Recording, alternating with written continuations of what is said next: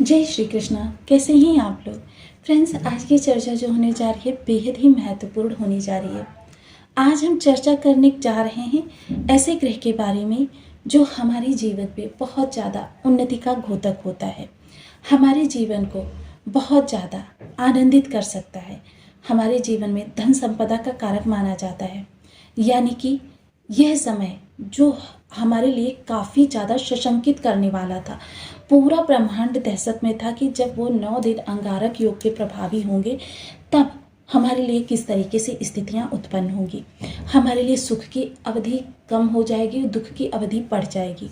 क्योंकि जैसा कि मैं अपने समस्त वीडियोस में बताती हूँ कि राजयोग पूर्णतः राजयोग नहीं होता, उसमें थोड़ा सा दुर्योग का भी समावेश होता है। दुर्योग पूर्णतः दुर्योग नहीं होता, उसमें थोड़ा सा राजयोग का भी समावेश होता है। सेम वही स्थिति, सेम वही सिचुएशन आपके लिए किस तरीके से बटे जा रही है, जानेंगे इस वीडियो के माध्यम से। क्योंकि अंगारक योग जो ये बनने जा रहा था, जो कि राहु मंगल की युति के द्वारा बनने जा रहा था, ये हमारे इस जीवन में काफ़ी ज़्यादा चीज़ों को अस्त व्यस्त कर सकता था।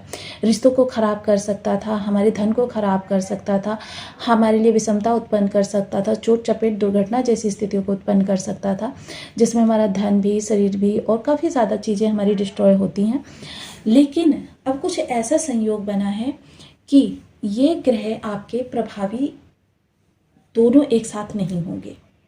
क्योंकि अब जैसे कि चार्ट में आप देख रहे हैं कि मंगल और राहु के डिग्री बल, साथ ही साथ सूर्य के डिग्री बल को भी देखिए।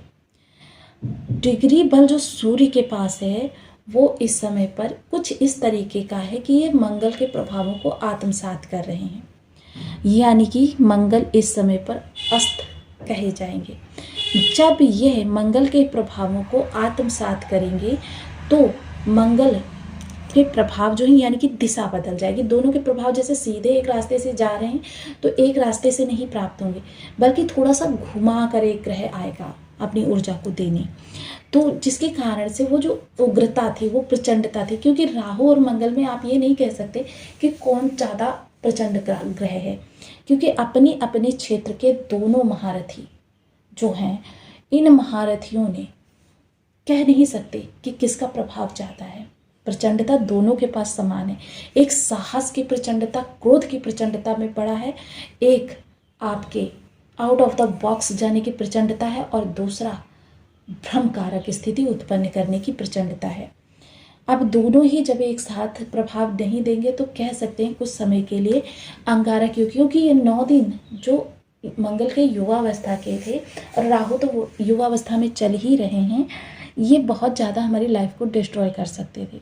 प्रचंडता होती है इस योग के पास, अंगारक योग, यानी कि नाम से ही विदित होता है, अंगारे की तरह जला देता है। लेकिन देखिए, बहुत ज़्यादा खुश होने की भी ज़रूरत नहीं है, क्योंकि बेशक मार्ग थोड़ा सा घुमावदार होगा लेकिन प्रभाव तो उसी स्थान पर आएगा, तो थोड़ी सी सावधानियों की भी ज़रूरत रहेगी। बनी रहिए हमारे साथ इस वीडियो में एंड तक, आपको बहुत कुछ जानने के लिए मिलेगा। वीडियो बहुत ज्ञानवर्धक होने वाला है। कि आपके लग्न में 4 नंबर बना हुआ है तो ये राशिफल आपके लिए। यदि कुंडली में कहीं भी चंद्रमा के साथ 4 नंबर बना हुआ है तो ये राशिफल आपके लिए। कुंडली ना होने की स्थिति में आप इसे नाम राशि से भी देख सकते हैं। यदि अभी तक आपने अपने इस चैनल को सब्सक्राइब नहीं किया है तो प्लीज़ सब्सक्राइब कर लीजिए, वीडियो को लाइक कर दीजिए, चैनल को शेयर कर दीजिए। इससे होगा क्या कि हमारे आने वाले हर वीडियो की नोटिफिकेशन मिल सकेगी आपको सबसे पहले। एक प्यारा सा कमेंट करना बिल्कुल ना भूलें। कमेंट से हमें बहुत मोटिवेशन मिलता है, हौसला मिलता है, और ये पता चलता है कि आप और क्या जानना चाहते हैं। सर्वप्रथम जो हमको प्रभाव प्राप्त होता हुआ दिखाई देगा, ये आपके अष्टम भाव से है। राहु मंगल की जो ये युति हो रही है, ये अष्टम भाव में अंगारक योग का निर्माण कर रही थी, लेकिन अब कुछ समय के लिए इसका दुर्योग समाप्त हो गया। अब यहाँ पर ये देखना जरूरी होगा कि सबसे पहले कि ये प्रभावित किन किन भावों को करें। अष्टम भाव जो आपके चोट चपेट, अचानक वाली दुर्घटनाओं का कारक माना जाता है। साथ ही साथ यह आपके लिए अचानक अवसर को ले भी सकता है और ला भी सकता है, दोनों ही स्थितियाँ होती हैं। अब मंगल के पास चतुर्थ दृष्टि है जो कि आपके लाभ पर जा रही है। देखिए, सबसे पहले तो लाभ से जुड़े हुए कोई महत्वपूर्ण निर्णय, सामाजिक स्तर पर कोई शब्द बोलने से आपको बचना होगा। पंचम दृष्टि, खर्च कोई भी करें, देखिए क्योंकि ये राहु की दृष्टि है, लेकिन प्रभाव दोनों ग्रहों के रहने वाले, समस्त जो 4 ग्रह हैं यहाँ पर। राहु की दृष्टि कोई भी चीज़ खर्च करने से पहले आपको 100 बार सोचना है, क्या फ्यूचर में ये चीज़ ज़रूरत आने वाली है। तो धन का इस समय पर आपको उस तरीके से प्रयोग करना है जैसे कि आप कहते हैं ना कि मतलब बहुत सोच समझ कर। सप्तम दृष्टि वाणी के द्वारा आपको बहुत ज़्यादा सावधान रहना है। कुटुंबियों से कोई बात बोलते वक्त आपको 2 बार सोचना है। पैतृक संपत्ति से जुड़े हुए कोई डिसीजन लेने के लिए आपको बहुत सावधानी रखनी है। किसी भी सिचुएशन में जब आपको अपने संचित धन में हाथ लगाना पड़े, यह आपके लिए थोड़ी सी सावधानी की स्थिति रहेगी।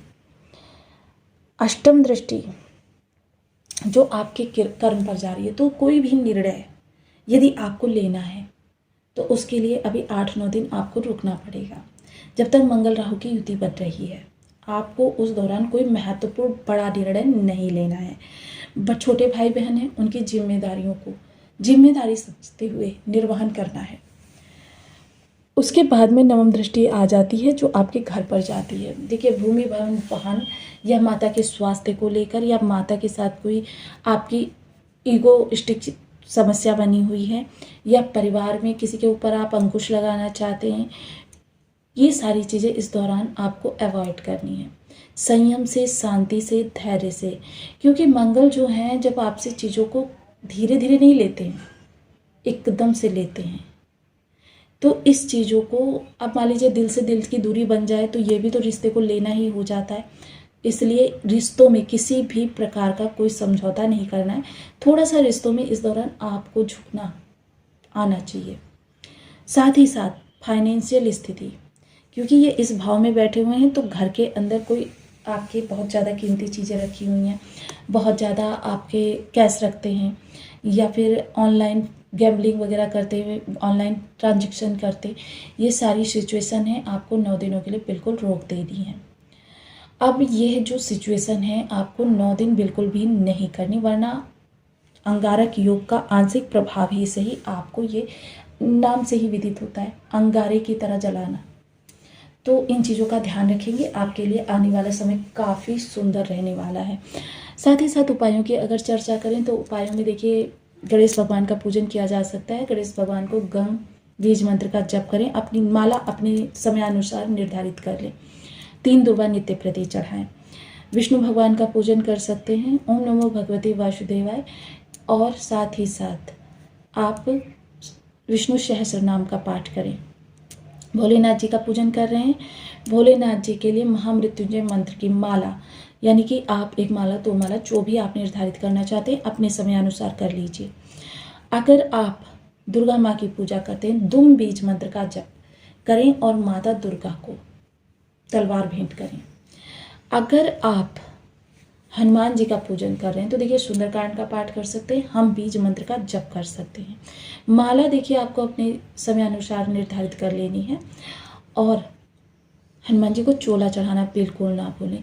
ये 5 देवी देवता ऐसे हैं जो राहु मंगल के समस्त 9 ग्रहों को आपके अनुकूल कर देते हैं।